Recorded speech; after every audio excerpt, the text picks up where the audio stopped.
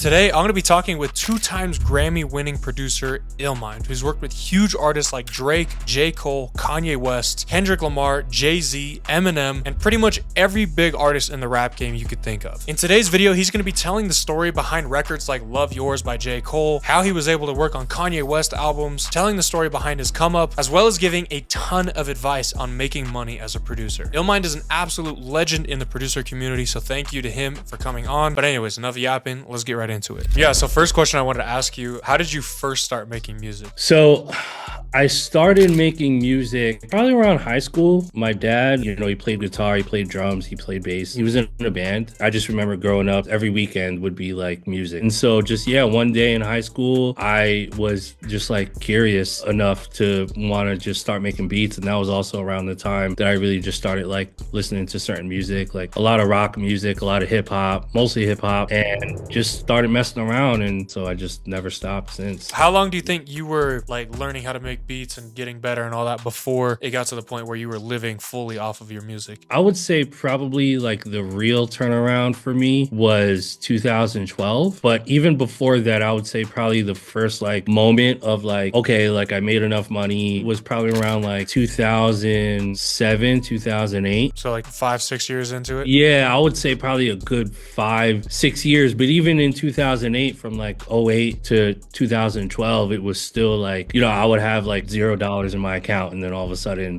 just like I would sell a beat randomly and then be able to pay my rent. So it was still very much like paycheck to paycheck. And then around 2012, 2013, it was like, oh shit, like this is actually like real. What was that big switch or like that big turning point? It was a combination of things, and it really was a different time back then. So like around 2010, selling beats online was still relatively early. I remember that was around the time when like BeatStars kicked off. So SoundClick was like a big thing too. I was like selling here and there on SoundClick. And when Abe started introducing BeatStars, it kind of woke me up and it made me realize like, wow, you could really create a system to sell and make money online. And so that was around the time that I started Blap Kits, my website where I'm selling beats and samples and stuff. There was a small community of us that realized that like sample packs were like a thing. So it was this sort of like perfect storm, starting my drum kit business and sample pack business, but also selling more beats online, and then also really focusing on just like working with artists. When I got my placement, my first really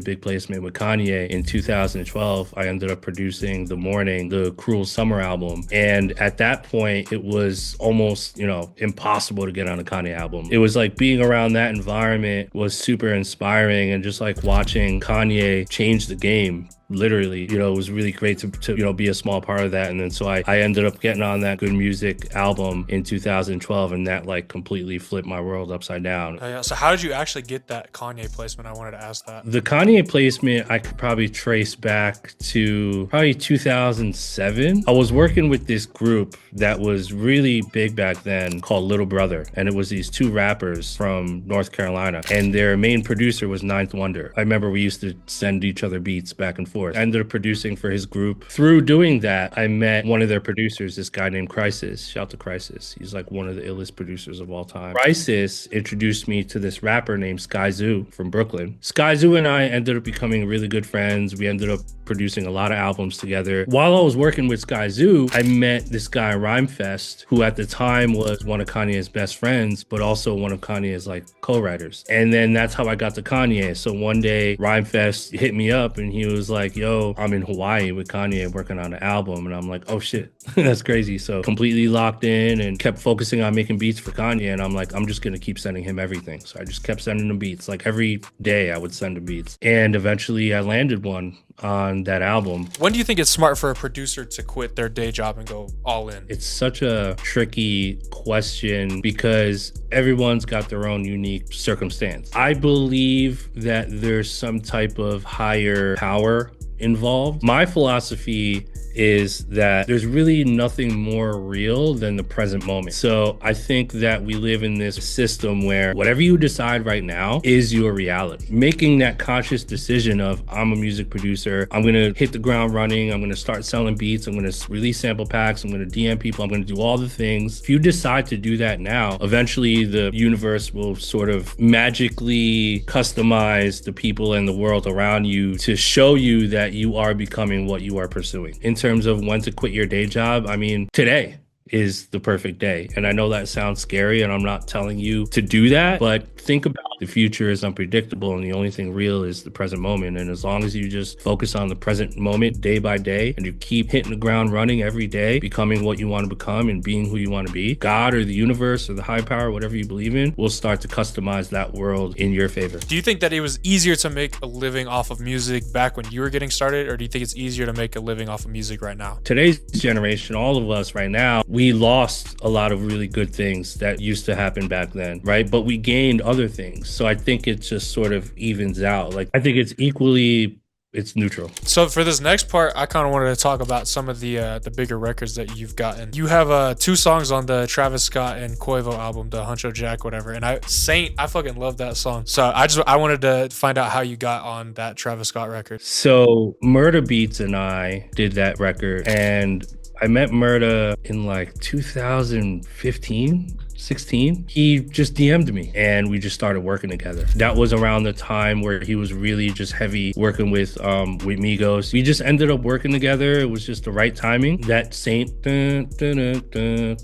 random melody I made, that was from Omnisphere. It was just Omnisphere. And then I used a Prophet rack mount that I had at the time for some of the textures on there. It was one of 20 loops I made and I sent it off to Murda and he made the beat and got it to them and that was it. And then Mike Dean, he ended up jumping on the other one. That was just me and Mike Dean. I met Mike 2010. So this was around the Dark Twisted Fantasy era for Ye. And one of my good friends named Symbolic One, yeah, he produced Power, one of many classic songs he did. And Symbolic One and I have known each other for like 10 years at that point. And so I remember one day Symbolic One was in New York. He's like, yo, come to Queens. I'm with Kanye. We're filming the Dark Twisted Fantasy short film. So I pull up and it's this like huge warehouse in Queens, and I go in, and in the back of the warehouse there's like a little studio room or whatever, and Symbolic One was there, Mike Dean was there, and Mike was wearing like a full tux, right? Everyone in the room was wearing a tux, and I believe it was the scene where Ye was with the MPC in that big room with the piano with the ballet dancers. So they just wrapped and I pulled up and Kanye had just left, and I was like, oh fuck, but it's all good. So I hung out with Mike and S1 that night, and over the years, like me and Mike would just like hit each other up and we knew each other or whatever. You know, meeting all these guys over the years, like that kind of stuff really matters moving into the future. It's like over those years and even after the Huncho Jack stuff, it's like having built a rapport with like Murda and like Mike and just becoming sort of peers in this way. When you move on to the future and you do more things, you cross paths again and it's like, oh shit, you know, it's nice to see people when they keep going, you kind of meet them at the top at the same time, you know? And then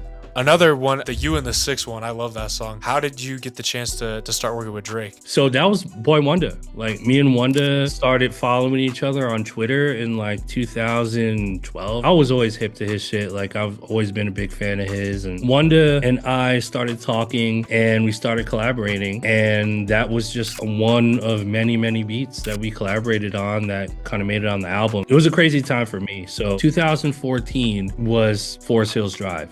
J. Cole. I ended up producing Love Yours on there, which was like a really, really crazy turning point for me. And that album dropped in, I want to say like October or November. So then like a couple weeks later, I get a text from Boy Wonder and he's like, yo, we caught one with Drake. He literally said, I have the text message. He was like, it's one of his best songs. I was like, bet, that's crazy. Like, can't wait for it to come out. Literally January 2015, which was like a month later, he drops the tape. And I was like, oh shit, like, is this on here? Like, none of us knew it was coming. And then I saw the song on there, You and the Six. Yeah, it was just a crazy kind of moment for me. Yeah, so shout to Boy Wonder for like bringing me into that. I'm just thinking about it now. Like, if you hadn't worked with Skyzoo or if you were on some Hollywood shit, like, bro, like, I'm not trying to work with some like up and coming, whatever, you would have never gotten to place to get that Kanye record. I'm willing to bet that like Boy Wonder found out about you because you were on the Kanye record, like, you know. Yeah, Wonder knew about me from all the underground New York stuff I was doing. Like I was working with Mobb Deep at the time. Even Cole, like when me and him did Love Yours, Cole was like, yo, I love that Mobb Deep shit you just did. And I ended up producing 4 on Mobb Deep's album before Prodigy passed. And that was like a classic like moment for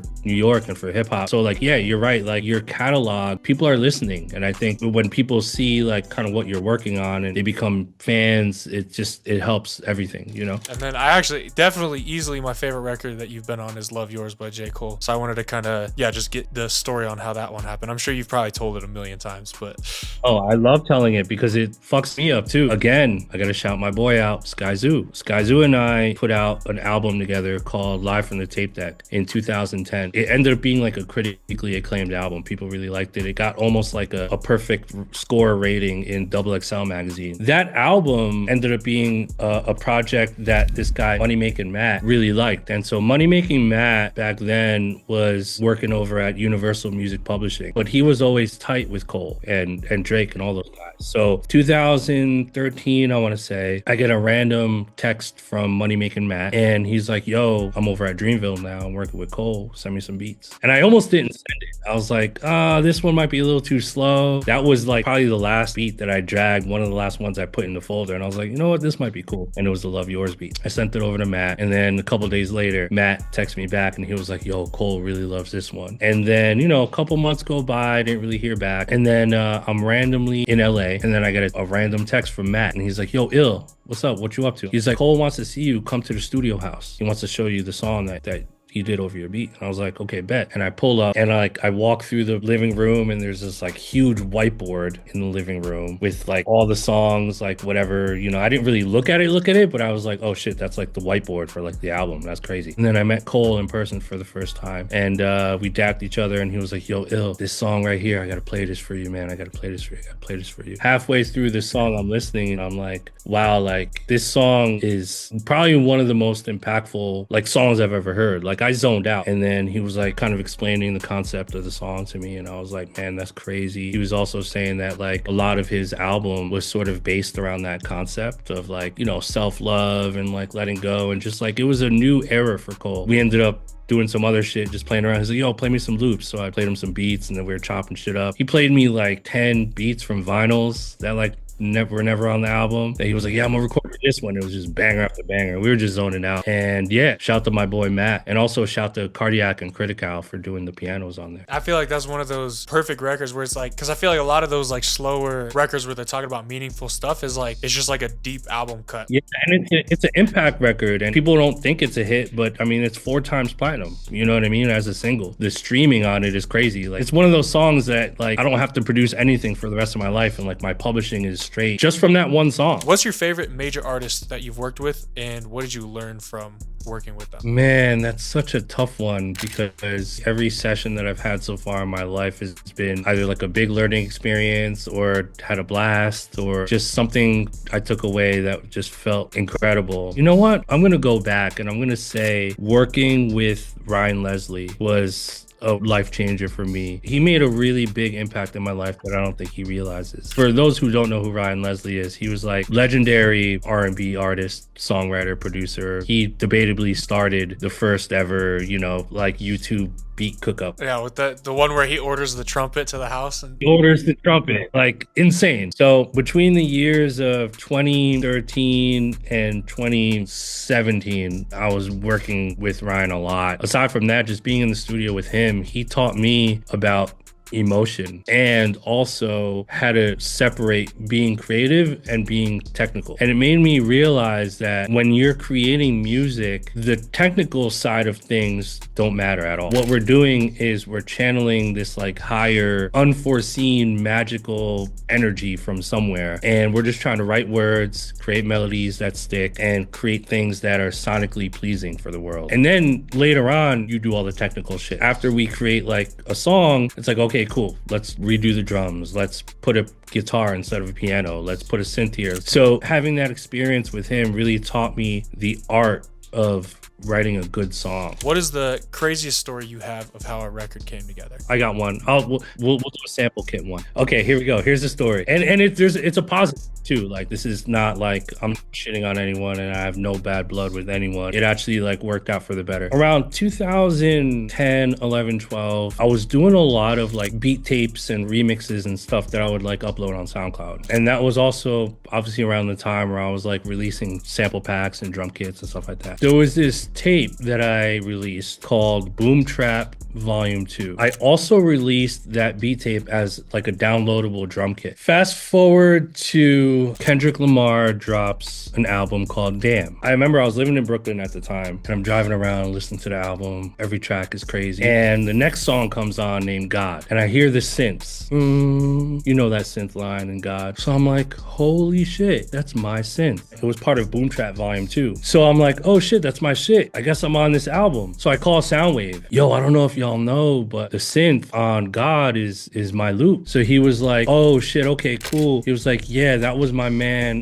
Ricky. He was like, you should hit Ricky up. So I call Ricky, and I'm like, yo. And then he told me, he was like, yo, he's like, I bought that pack on your website and it was royalty free. So then I was like, okay. I hung up the phone, it was all good. So I was like, okay, yeah, he's actually right. You know what I mean? So then, I took a couple days and I was like thinking it over. I was like, man, that would be crazy if I was on this album, but like it was royalty free. I'm like, fuck, what should I do? I ended up consulting with my lawyer, my manager, and I ended up taking the high road and being like, you know what? Like, fair is fair. And then I just let it go. The funny part about that was I let that one go, and then I ended up working more with TDE, and I ended up producing on the Black Panther soundtrack with Soundwave anyway. I don't think that Black Panther opportunity and working with Schoolboy too, and like having 2 or 3 more songs after that album wouldn't have happened if I had made a whole headache out of God. So you've been producing for like 2 decades. What do you think is important to maintain longevity? How do you make sure that you stay focused for that long? I think it's a combination of maintaining great relationships, plus reinventing yourself, plus trying to move the needle, whether it's sonically or discovering new things that other people haven't stumbled upon yet. I really don't believe age has anything to do with it. I always try to live a couple years later and then kind of work my way backwards. And there were many times, thankfully, in my career, I was able to do that silently without like screaming at the top of the hill, at the top of my lungs, like, hey guys, like, look at this cool new thing I did. Like, you should follow me and do it too. It's like, no, like, I'm just focused on trying shit. Not to say that I'm like this like godly fucking innovator all the time. Like, I'm not. I'm totally not. Like, I'm like any other regular producer, except, if my perspective and my artistry can help elevate someone's career, like, I'm gonna do whatever it takes to help that person. Speaking of, I wanted to congratulate you on the new role. What made you even be interested in taking a role on at a label? I think a big part of why I resonated this role at Empire is because it allows for me to be Illmind. So I think for me, at some point, you want to stop chasing and you want to just start building something with someone, for someone that's bigger than you. And I feel like Empire is one of the most incredible, and this is not me being biased, but it's one of the most incredible, if not the most incredible ecosystem that allows for artists to really thrive and get their voice heard, that isn't predatory to their music or their money or their future. So it's this really cool ecosystem that I get to be in the middle of as a producer, and it's really just sort of like Illmind, but like with a magnifying glass of like, okay, instead of chasing, like, I get to just kind of focus on our artists and our producers and writers and like give them the maximum amount of opportunity to make the best music possible. You've done a bunch of stuff with the online game, with sample packs, content, whatever, all that stuff. And you've also done a ton of, like, both careers independently are like, you could be a legend for either of them, but you've done both. If you were to have to choose only one of them, which one would you choose? I'm gonna just say industry producer, because I feel like we want to make records that could be heard across the world. We want to make music that's global, that people can feel and hear and remember for years to come. If you were only looking at it just from a perspective of like, what's the easiest way to make an income? If you were like, I don't care about working with Drake or whatever, I just want to be able to make music as my job, which way do you think is easier to make it income? Income wise, drum kits, sample packs, leasing beats, content online. If you go super hard for 12 months doing only that, there's no way you're not gonna make a few $1,000s a month. Assuming the music is good. Exactly. And if you really lock in to whatever the fuck you're passionate about and you just go super hard on it for long enough, you're gonna be above average. Which side do you think, like getting records and publishing and all this, or like if you really ran up like a big online brand, start selling plugins, whatever, which one do you think has a bigger ceiling of like where you could go? I don't necessarily believe that anything has a ceiling. I think that if you're focusing on generating income through online content, sample packs, there's no ceiling. I don't think there's a limit to anything, especially industry producing, like, I mean, publishing and royalty. Guys, it compounds over time. Once you start getting enough of them and you start to see your statements, you're like, oh, okay. What do you think the most realistic way for a producer to make a full-time income is nowadays? Just like, I could quit my job at Starbucks and just make beats all day. What do you think the most realistic way they could do that is? I mean, you're a really good person to follow, to be honest. I think that taking advantage of social media, creating some type of product or service that will serve the community that you want to serve is the starting point. I think a really raw way to look at it is pick an industry that you're passionate about and think about any type of issue or problem that we're experiencing as a community and try to figure out a solution for it. Tell that story on social media, what you're building, why you're building it, and then deploy a product or a service that will help solve that issue. I don't think you should charge money or a ton of money for it. Help solve the issue first. Wash, rinse, repeat. It could be as simple as like a sample pack or a drum kit, but like do it in your own way. Try to provide stuff that doesn't exist, stuff that people haven't thought of before. So I ask this question a lot, but if you had to start completely from zero, nobody knew who Illmind was, but you have all the talent that you have right now and all the knowledge that you have, what would be your game plan to get back to a level where you could live off of music again? I would just make a shitload of loops and just fucking give them for free to everybody. I would drop a pack every day. Fuck it. Set up a Shopify or like some kind of distribution channel and just start uploading and just free, collecting emails. I would probably do that for a year, every day, 365. And I'm assuming no kids, unlimited time, right? Yeah, sure, yeah. I would go super hard on loops, make sure my loops are really good. And then what I would do is I would sign up for a service. Fuck, I forgot the name of it off top. But it's basically a platform that will track all of your loops if they're used. And then I would start scanning where my shit's being used. And I would just keep giving.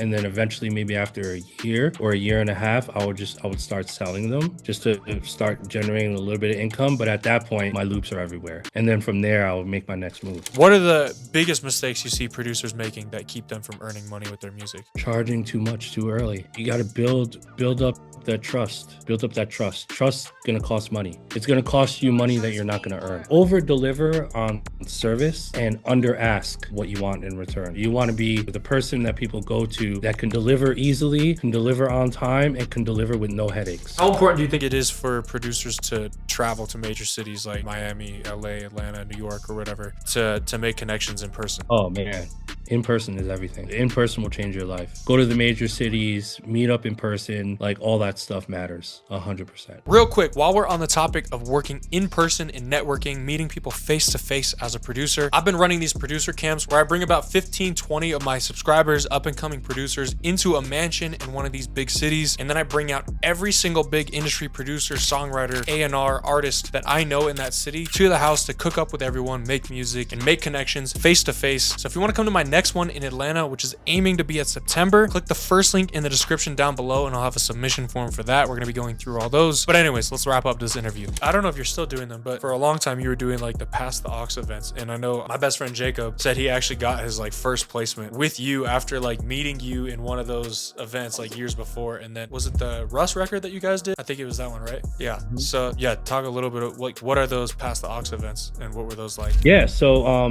between the years of 2015 and like 2020, I was traveling to different cities across the globe doing these these meetups, and it was like 20 to 30 upcoming producers, songwriters, engineers, singers, and we'd all go to a secret studio location. It would pass the aux, so we would pass the aux around. They would plug in and play a beat or a song, and then I'd give them constructive criticism, and we'd all talk about it and do Q&A and order food and all that stuff. And it was a really good experience. Yeah, best friend Jacob was at one of my events, and we really got to know each other, and we started working, and I used one of his loops on a Russ song and just built from there. But he's just such a great guy. Like, every time I'd be in LA, I'd hit him up, and around that time he was in LA pretty often. Yeah, back to your point, like, traveling is a big thing. And when I was doing those Pass the Aux events, I mean, I've met so many people that like became fucking legends. If you had to put like a percentage number on it, how do you think that most producers should break down like working on the music versus working on the business side of things? What do you think the percentage breakdown should be for most producers? If the goal is major placements, then I think it should be 80-20. 80% creating music, 20% everything else. If you're trying to generate income faster, then 80% online, packs, content, and then 20% industry, which is 20% making beats, doing sessions, flying out to certain places, blah, blah, blah. I don't really believe in the 50-50 thing, because then what you're doing is you're just kind of halfway on both. I'd rather be impactful in one thing at any given time. I'd say 80-20 is a good, percentage to start with. Final question. Realistically, do you think it's possible for anyone to make a full-time living off of music? Yeah.